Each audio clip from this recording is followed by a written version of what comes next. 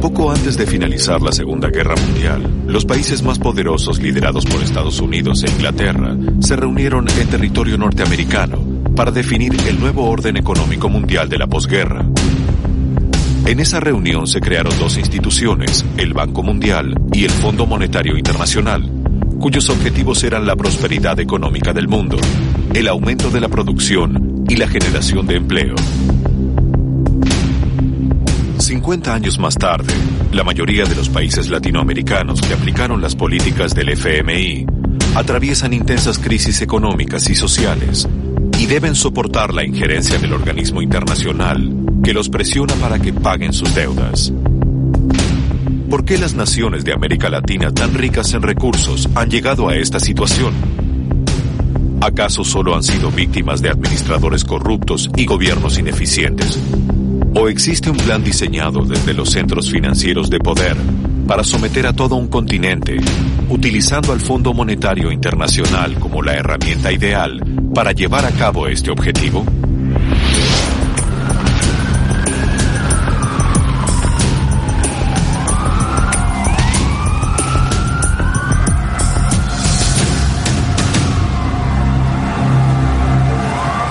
El siglo XX, Brasil se debatía entre una economía liberal y una alternativa de desarrollo con fuerte intervención estatal.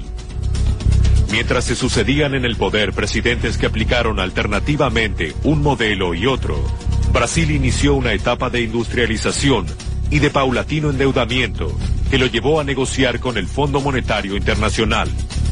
Sin embargo, la presión popular que veía al organismo como un representante de los intereses financieros internacionales logró frustrar las tratativas y Brasil rompió con el Fondo Monetario. Pero la crisis económica continuó agudizándose y con ella la crisis política. Finalmente, el 31 de marzo de 1964, un golpe militar derrocó al presidente constitucional João Goulart y tomó el control de los destinos del país. En 1964, los militares tomaron el poder. Por ese entonces, Estados Unidos se mostraba preocupado por el avance de los movimientos de izquierda en el país sudamericano y en otras naciones del continente. Algunas teorías aseguran que Washington habría apoyado el golpe de Estado. Entonces entraron muchos agentes norteamericanos en Brasil. Se calculan que 4.000 agentes, ciudadanos norteamericanos, entraron aquí.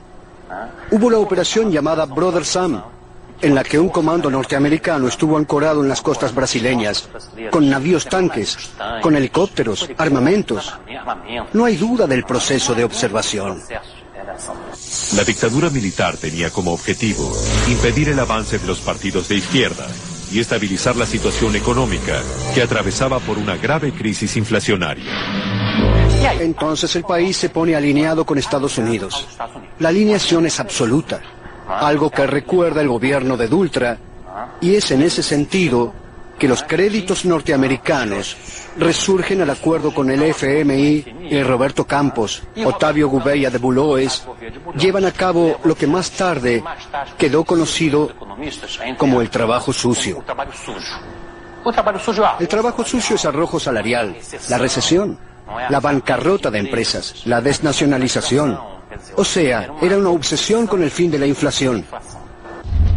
El descontento social se agudizó y la dictadura se endureció aún más. Fue entonces cuando se produjo un cambio de mando dentro del propio gobierno militar y asumieron nuevas autoridades. Arthur da Costa e Silva primero y Emílio Médici después intentaron legitimar su poder mediante el crecimiento económico y una feroz represión. Un contexto internacional favorable y una política económica que combinaba la antigua tradición estatista de Vargas con inversiones extranjeras le permitieron a la dictadura lograr su objetivo. Fue en esa época que el país ingresó en una etapa de crecimiento sin precedentes conocida como el milagro brasileño. Hubo una retomada del crecimiento impulsada por inversiones del Estado y por un espacio creado para la actuación del sector privado. Incluso con la confianza externa, las inversiones externas extranjeras volvieron a Brasil, que fue la famosa fase del milagro brasileño. Es la entrada de multinacionales produciendo bienes de consumo durable. El sector, por ejemplo, de comunicación, eléctrico y electrónico, automotriz, crece en proporciones geométricas, un crecimiento sobre el 10% al año, 11% y hasta 12% al año. Era un proceso combinado de sustitución de importaciones incentivada por el Estado. O sea, había mucha intervención del Estado, subsidios, incentivos fiscales y también un programa de promoción de exportaciones. Llegó un punto donde Brasil tenía hoteles estatales. Llegó a tener una fábrica de pantaletas, una fábrica estatal de pantaletas de mujeres, Spont. Ese era el grado de estatización en la economía, con grandes conglomerados. O sea, era un modelo de industrialización como base. El milagro brasileño le permitió a la nación alcanzar cierto grado de independencia económica respecto de los mercados internacionales, lo que se reflejó también en la política externa. Esta estrategia llevaría a Brasil durante la presidencia del dictador Ernesto Geisel a una serie de enfrentamientos con Estados Unidos. Brasil empezó a plantearse proyectos de subimperialismo, que Brasil empezó a tener su política propia hacia la región. Paraguay, Uruguay y Bolivia y otras ambiciones más grandes que esa, empezó a desarrollar hacia África su política propia y a exportar, incluso exportar productos de la industria bélica y de alguna manera salir un poco del control norteamericano. Lo que lleva al conflicto es un problema con Estados Unidos. Cuando se inicia la administración de Jimmy Carter, con su política de derechos humanos que se golpea de frente con Geisel, Geisel, frente a las críticas de que había torturas en Brasil y la falta de derechos humanos, rompe el acuerdo militar con Estados Unidos e implementa un acuerdo nuclear con Alemania. La dictadura de Brasil intentaba convertirse en una nación potencia, enfrentando las presiones de Washington. Pero esas intenciones se vieron paulatinamente frustradas. A mediados de los años 70, producto de la recesión internacional, comenzaron a aparecer algunos indicadores negativos en la economía. Las exportaciones del país cayeron y resurgió la inflación. La gran intervención estatal como motor de la economía profundizó el déficit público. Para evitar la crisis económica, la dictadura militar decidió recurrir al crédito externo. Por ese entonces, los préstamos eran muy accesibles. Los grandes bancos mundiales poseían enormes cantidades de dinero proveniente de los países árabes, y como debían pagar cantidades aún mayores en concepto de intereses, necesitaban colocar los fondos rápidamente para evitar una posible quiebra. Los bancos, sobre todo los norteamericanos, asumieron los recursos de los árabes, sobre todo, y empezaron a prestarle al resto del mundo tasas de interés relativamente bajas, lo que generó en todo el mundo un movimiento muy grande, sobre todo en los países llamados emergentes. La bomba de tiempo de Brasil viene básicamente de 73 para adelante. Brasil logra mantener el crecimiento pero con préstamos, lo cual va a explotar en la crisis de la deuda. El modelo económico de la dictadura mostraba los primeros signos de agotamiento. Finalizando la década del 70, al constante endeudamiento se le sumó una etapa de malestar social que se expresó en masivas manifestaciones contra el régimen de facto. En esa misma época, en Estados Unidos, el actor Ronald Reagan se convertía en el nuevo presidente de esa nación. Para combatir la depresión económica que atravesaba la potencia del norte, el flamante mandatario decidió aumentar la tasa de interés, lo que multiplicó inmediatamente las deudas de todos los países latinoamericanos. La deuda contraída fue hecha en intereses fluctuantes, no fue en intereses fijos la mayor parte.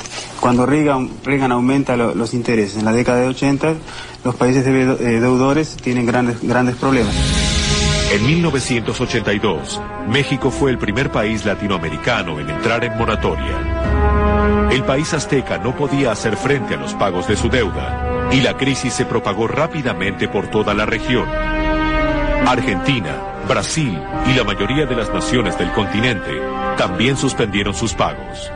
Como las tasas de interés subieron así de una forma espectacular, no había ninguna posibilidad de pagar las deudas y se fueron haciendo renegociaciones. Ahí se vulnerabilizaron las economías y en ese momento el Fondo Monetario entró de manera mucho más pesada. Su función ya estaba definida previamente, pero valiéndose de la fragilidad de las economías, vinieron los mecanismos interminables que siguen vigentes de renegociación de las deudas. Y cuando uno va al Fondo Monetario Internacional, ahí sí tiene que discutir, el fondo comienza a intervenir en la política económica, decir lo que debe hacerse o no.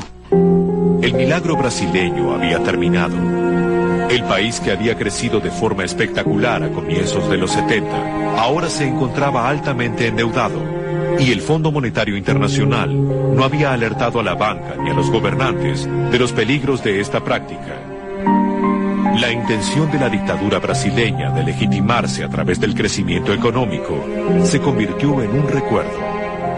A partir de entonces, Brasil ya no representó una amenaza para los intereses de Estados Unidos. Ahora tenía que pagar su deuda. Para ello debería aceptar las condiciones del interlocutor designado por el poder financiero, el Fondo Monetario Internacional.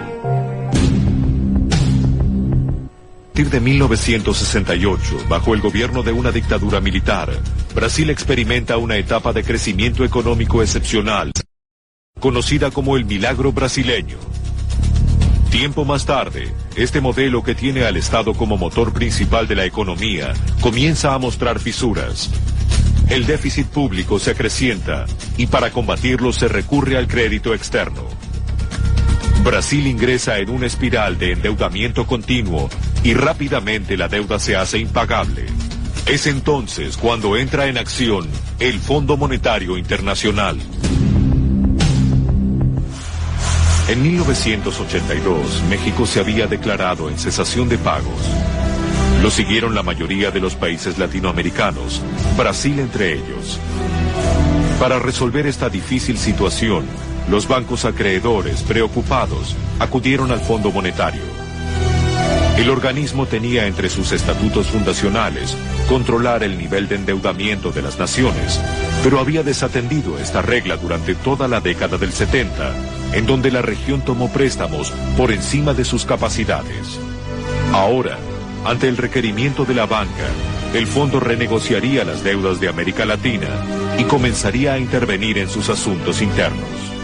Y es a partir de ese momento que el fondo tiene un papel más activo.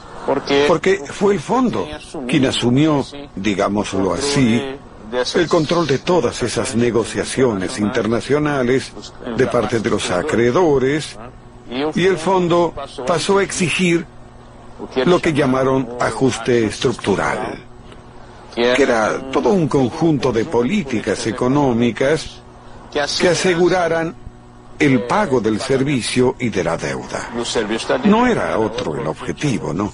El Fondo Monetario Internacional negoció con Brasil una serie de medidas cuyo principal objetivo consistía en que la nación sudamericana pudiera retomar los pagos de su deuda.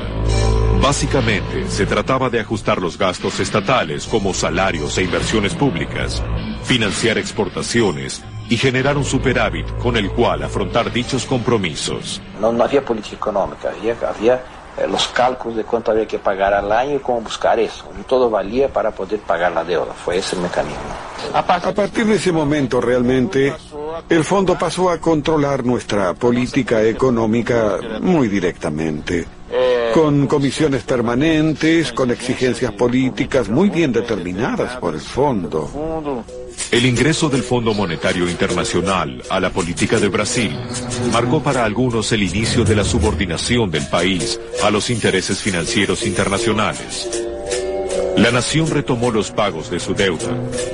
Otras posturas interpretan la injerencia del organismo internacional como un mecanismo para controlar los intentos independentistas de Brasil, que tanto habían preocupado a Estados Unidos. Ahí de hecho bajan las tensiones, porque Brasil pierde capacidad de hacer política propia y ahí ya son Estados Unidos ya no tiene que manejar mucho, deja que el fondo negocie, está por detrás del fondo, entonces ya pierde capacidad de autonomía Brasil.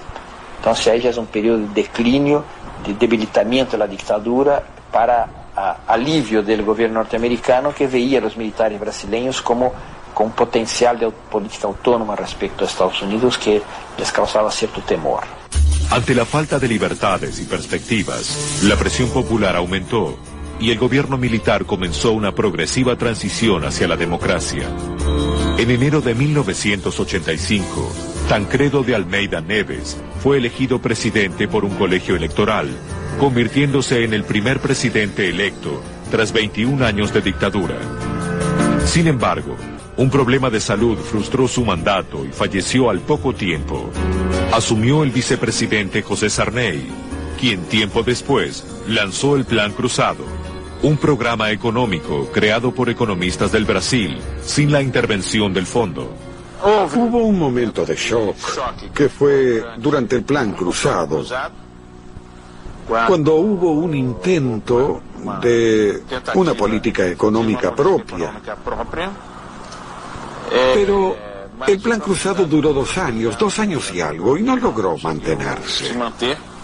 Entonces, por ejemplo, en el inicio del gobierno Sarney, en 84, Brasil tenía una gran deuda, tenía una política, digamos, que no seguía la línea del Fondo Monetario Internacional, pero lo que se decía en el fondo, bueno, pero Brasil está pagando, entonces, como está pagando, no hay problema. Nosotros no le vamos a dar recetas económicas porque está pagando. En el momento que él tiene problemas para pagar con la gestión de Bresser Pereira, que es el segundo ministro de Hacienda, ¿no? Ahí sí, bueno, si necesita de la ayuda del fondo, ahí tiene que sujetarse a una serie de reglas de política económica, ¿no? Con la caída del Plan Cruzado, la injerencia del Fondo Monetario en Brasil se acentuó.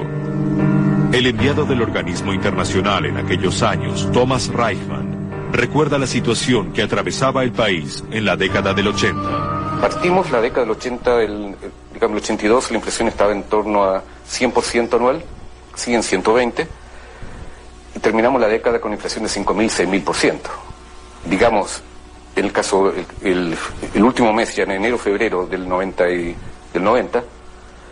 la inflación estaba a una tasa anualizada de 20.000, 30.000%, o sea, ya era una locura, se había disparado.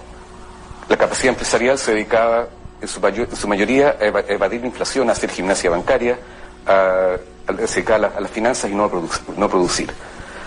Era más fácil ganar plata con especulación financiera que produciendo bienes. Sin embargo, la intervención del Fondo Monetario Internacional no alcanzó para detener la crisis que se profundizaba día a día, y Brasil decidió suspender los pagos de su deuda. Hasta que en más o menos 87 u 88 suspendimos el pago de la deuda, que tuvo su efecto en todas partes, también no solo en Brasil. Y entramos así en un proceso de renegociación de la deuda muy largo. Aquel Brasil, potencia industrial y productivo, había quedado en el recuerdo, y durante los años 80, la política económica se limitó casi exclusivamente a cumplir con los pagos de la deuda, siguiendo las recetas del Fondo Monetario Internacional.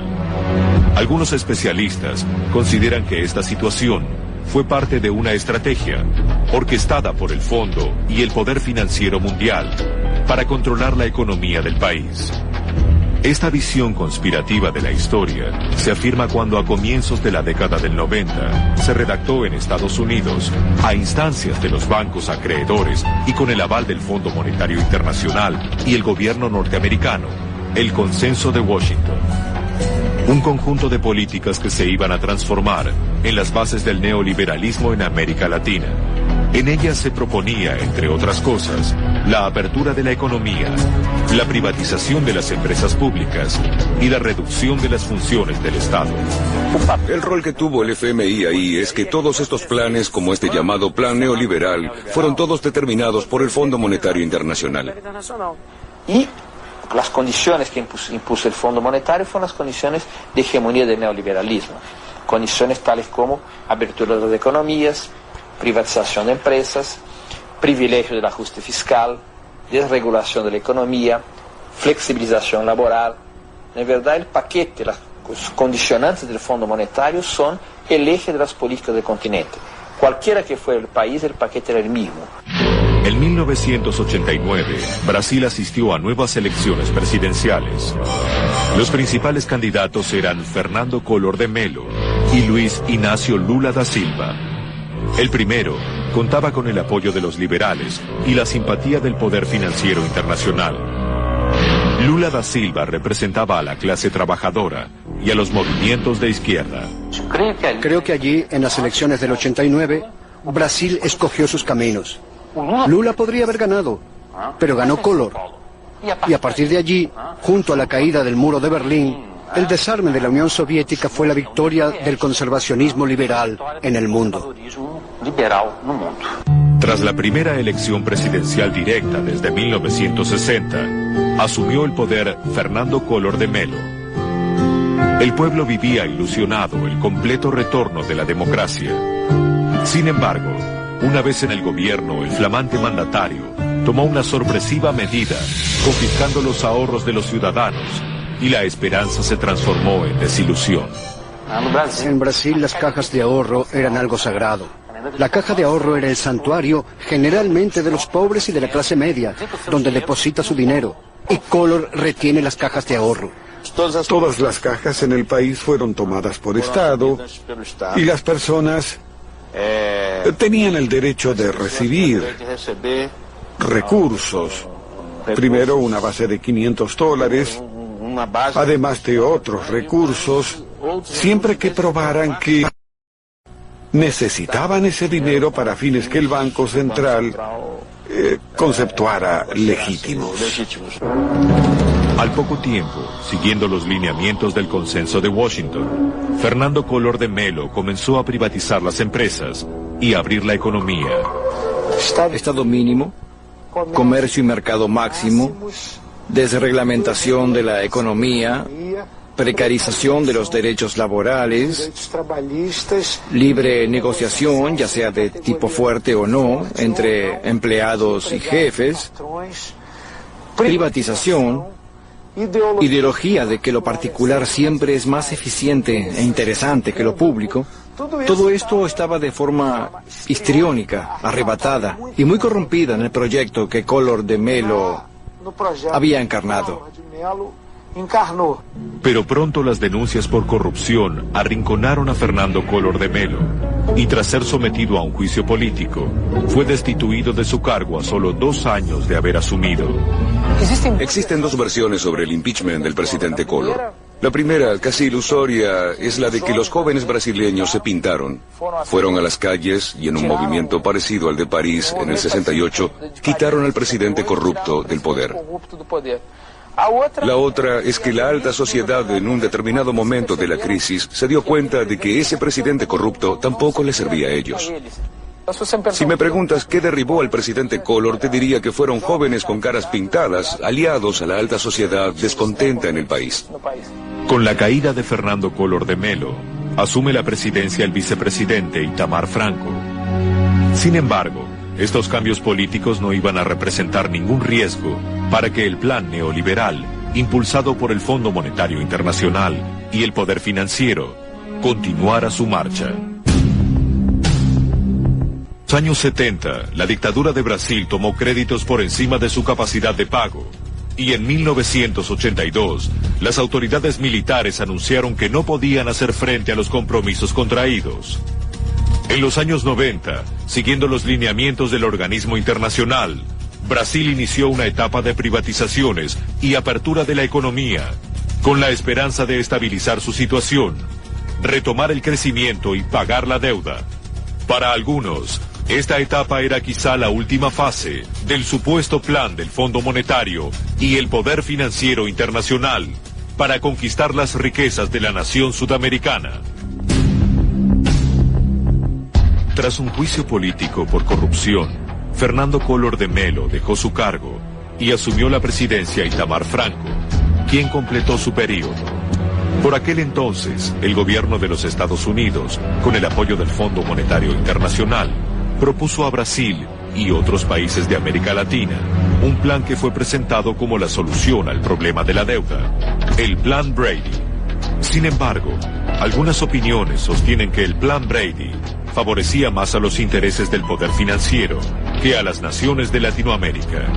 Fue un plan del Tesoro americano y ayudó mucho a Estados Unidos. Les permitió que América Latina, con financiamiento externo, pudiera entrar nuevamente al comercio internacional y comprar más de Estados Unidos. Entonces Estados Unidos pasó a ser superavitario. Una de las únicas regiones del mundo con que Estados Unidos son superavitarios a partir de los años 90 es América Latina. Con el ingreso al Plan Brady, las inversiones extranjeras retornaron a Brasil. En ese contexto, el ministro de Finanzas, Fernando Henrique Cardoso, desarrolló el Plan Real, que colocaba a la moneda brasileña en un valor cercano al dólar norteamericano. Rápidamente la inflación se redujo y la economía se estabilizó. Este éxito inicial del programa le permitió a Fernando Henrique Cardoso convertirse en el favorito para las elecciones presidenciales de 1994. Tuvo un gran suceso porque justamente fue un plan que muchos decían que era electorero, porque Lula estaba en primer lugar disparado en las encuestas y en poco tiempo el efecto riqueza generado por el Plan Real, o sea, la capacidad, parando la inflación y aumentando el crédito, mucha gente pudo mejorar su patrón de consumo. En las elecciones de octubre de 1994, Fernando Henrique Cardoso triunfó, ganándole a Lula da Silva, quien perdía una vez más en las urnas. Con la llegada al poder del creador del Plan Real, la política de privatizaciones y apertura de la economía, propuesta en el Consenso de Washington, se acentuó. Y entonces se dio la privatización de todos los sectores estratégicos. Primero comenzó por el sector metalúrgico, luego vino el sector de telecomunicaciones. La sobrevaluación de la moneda brasileña se financiaba con endeudamiento externo. Por aquel entonces, el pueblo brasileño asistía a un nuevo boom económico y el control de la inflación traía un alivio al conjunto de la sociedad.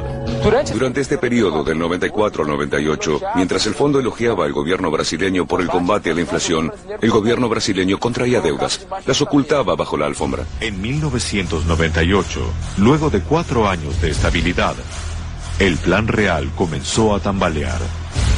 4 años antes, en 1994, una crisis económica conocida como efecto tequila había sacudido la economía mexicana y el país azteca debió devaluar fuertemente su moneda.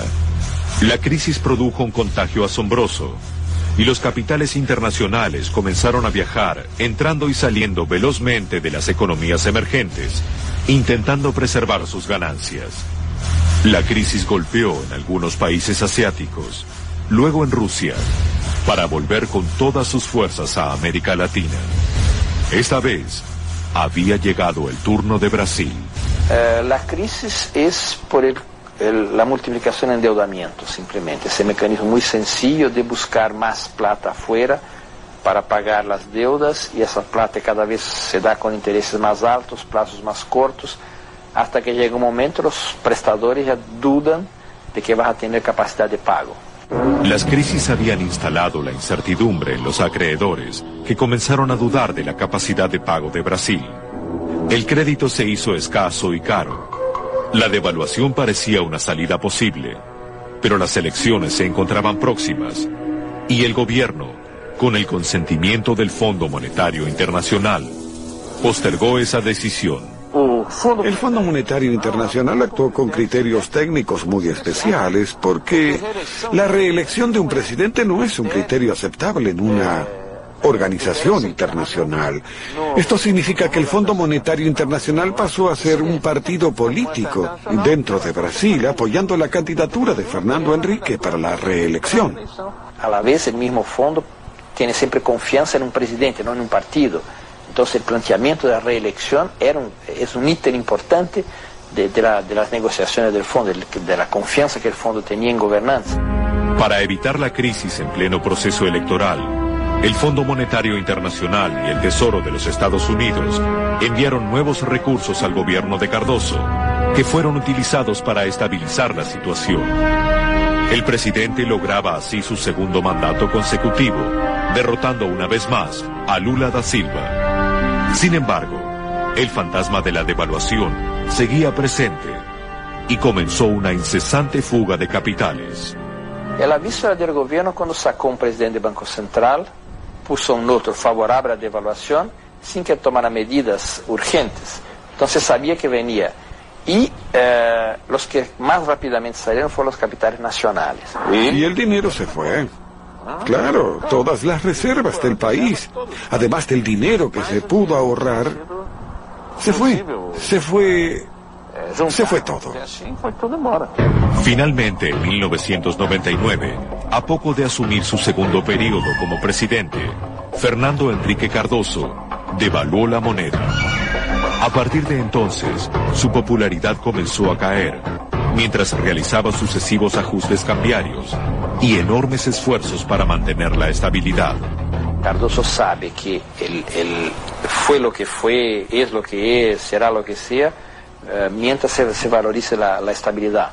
Entonces puede haber todo, y hubo de todo, robo, corrupción, todo lo que se quiera, violencia, etc., pero la estabilidad era su elemento de clave, de legitimación política. Entonces sacrificó el país en función de la estabilidad. La segunda presidencia de Cardoso se caracterizó por una economía en recesión, aumento de la tasa de desempleo y un crecimiento del descontento social.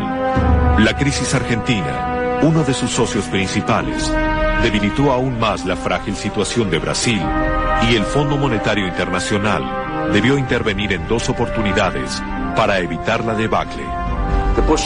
Luego tuvimos la intervención del FMI en el año 2000 y 2001. Y finalmente tuvimos esta última intervención en 2002, cuando el FMI volvió a intervenir para evitar lo que podría ser una nueva crisis de cambio. En el caso de Brasil no es porque fue generoso con Brasil, sino porque actuó para prevenir una crisis que sería peor para capitales norteamericanos que tenían poder de presión en Estados Unidos. O sea, no es que está directamente al servicio de determinados capitalistas, pero está al servicio del funcionamiento del sistema capitalista. Y desde la lógica del FMI, el sistema capitalista funciona cuando él es abierto. Ahora, ¿quiénes se benefician de ese sistema principalmente? Son las empresas globales, ¿no? Y ahora en el caso de Brasil es enorme. Y esos 30.000 millones que aparecieron en las negociaciones del fondo fueron una manera... Tenía 2 objetivos. Primero, evitar una crisis grave en Brasil que podría tener repercusiones internacionales muy grandes. Y segundo, encontrar mecanismos de condicionamiento del gobierno de Lula, que de cualquier manera se hace prisionero de esta ayuda. Por más que intente, y lo intentará, buscará independizarse del fondo, el fondo tendrá la cuerda en el cuello del gobierno de Lula. Los nuevos préstamos del Fondo Monetario Internacional aumentaron la deuda brasileña y no lograron reactivar el plan de Fernando Henrique Cardoso. En las elecciones de 2002, el candidato oficial José Serra quedó muy lejos del triunfador. Luis Ignacio Lula da Silva, luego de presentarse por 4ª vez consecutiva, obtenía casi el 60% de votos y se convertía en el nuevo presidente de Brasil. La victoria de Lula, antes de ser victoria de Lula, es un fracaso del gobierno Cardoso, derrota del gobierno Cardoso, rechazo de su política, plebiscito respecto a su política, fue derrotada por 3/4 de la gente. Entonces se termina su periodo con un periodo de agotamiento y de fracaso. Brasil privatizó, si no me equivoco, 40 o 50 mil millones de dólares de empresas y la deuda pública aumentó 10 veces durante ese periodo. Los que sostienen que existió un plan del Fondo Monetario y el poder financiero internacional para controlar la economía de Brasil ven sus comienzos en la década del 70, cuando la nación se sobreendeudó y el organismo internacional no alertó sobre esta práctica. Luego continuó en la década del 80, con el aumento de las tasas de interés, que multiplicó la deuda y profundizó la dependencia. Y siguió en los 90, cuando se presionó a la nación a vender las empresas públicas y a abrir su economía a los intereses extranjeros, destruyendo la industria nacional. Las opiniones se dividen. Hay quienes dudan de que haya un plan preestablecido pero no vacilan en señalar al organismo como uno de los mayores responsables de la situación del país. Creo que ningún plan del FMI fue creado para resolver la desigualdad social. La deuda está por encima de todo.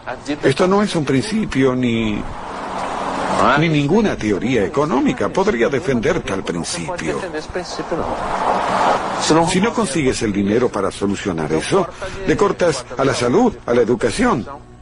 Y en mi opinión, es responsable porque en el periodo de endeudamiento de Brasil, el fondo no se opuso. No cobró el mismo rigor fiscal que hoy cobra. Solo existe la posibilidad de un nuevo mundo.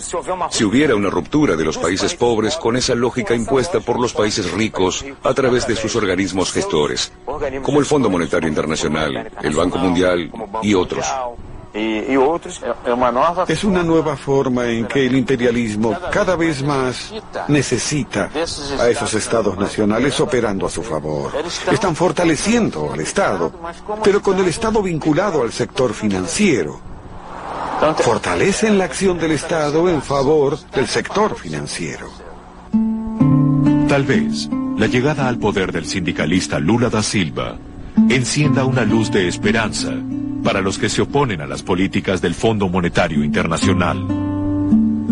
Una posible alianza con Argentina para negociar en conjunto con los organismos internacionales alientan esas expectativas. Si el plan para dominar la región existe, quizás esta nueva etapa de América Latina logre revertir la maquinaria activada por el Fondo Monetario y el poder financiero internacional. O tal vez este encuentre una vez más la manera de imponer sus intereses y adaptarse a los nuevos tiempos que corren.